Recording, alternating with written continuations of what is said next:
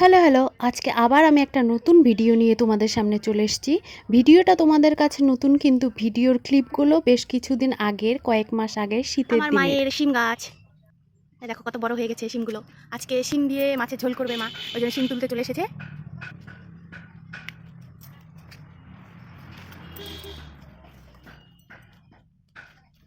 কটা আছে? অনেকগুলো পড়ে গেল একটা, এই যে পড়ে গেছে নিচে একটা।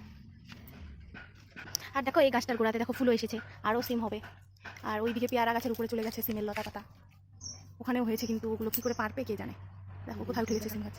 আর এই দেখো কতটা সিম হলো, এই কটা দিয়ে আমাদের হয়ে যাবে। বেশ সুন্দর হয়েছে, একদম অর্গ্যানিক সিম।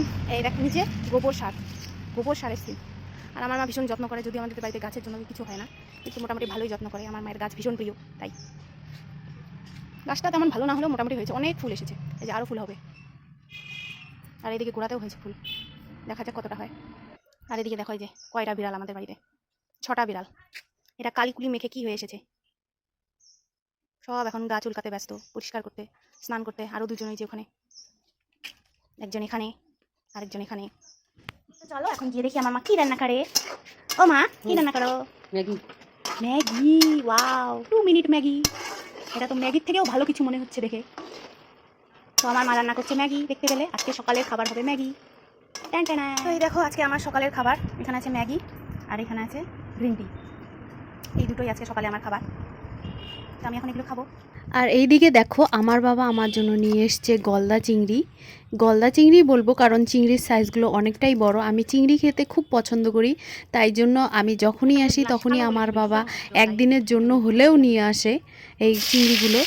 যদিও এই চিংড়িগুলো মানে আমাদের এখানে তেমন সচরাচর পাওয়া যায় না খুব একটা, কিন্তু বাবা যদি বাজারে ওঠে তো অবশ্যই নিয়ে আসে। তো বেশ কয়েকদিন থেকে শীতের সময় আমার মা এই কাঠের উনুনটাতেই রান্না করেছিল। তো এটার মধ্যেই আজকেও মানে ওই দিনও ওই চিংড়িটায় রান্না করেছিল। তো দেখো প্রথমে চিংড়িগুলোকে তেল হলুদ মশলা দিয়ে ভেজে নিল মা, একটু বেশি কড়া করে না, কারণ বেশি কড়া করে রান্না করলে নাকি চিংড়ি ছিদ্রের মতো হয়ে শক্ত হয়ে যায়। তারপর সচরাচর যেভাবে করে আর কি, একটু চিংড়ির কষা কষা সমস্ত মশলা কষিয়ে তার মধ্যে মা জল দিয়ে দিল, এরপর ভাজা চিংড়িগুলোকে দিয়ে দিল।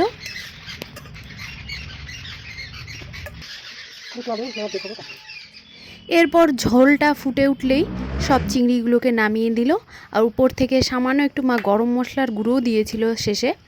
আর এই দেখো কত সুন্দর ধোয়া ওঠা গরম গরম চিংড়ি, আর এগুলো এখন আমার পেটে যাওয়ার পালা।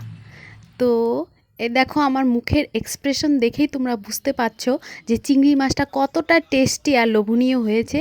Just awesome. আমি ভিডিওটা দেখতে দেখতেও আমার মুখের মানে জল চলে এলো, আমি লোভ সামলাতে পারছি না, এত টেস্টি হয়েছিল চিংড়িটা। আর আমি কোনো একটা জিনিস টেস্টি হলে আমি খেতে খেতে নাচতে শুরু করে দিই, বেশ তেমনই লাগছিল আমার, দারুণ লাগছিল, চিংড়িটা জাস্ট অসাম হয়েছিল। এই ক্লিপগুলো দেখতে দেখতে আবার আমার চিংড়ি খাওয়ার কথা মানে ইচ্ছে মনে হয়ে গেল। তো চিংড়ি আমাকে বেশ কয়েকটাই মা দিয়েছিল, আমাকেই বেশি দিয়েছিল, আর আমিও বেশ মজা করেই খাচ্ছিলাম।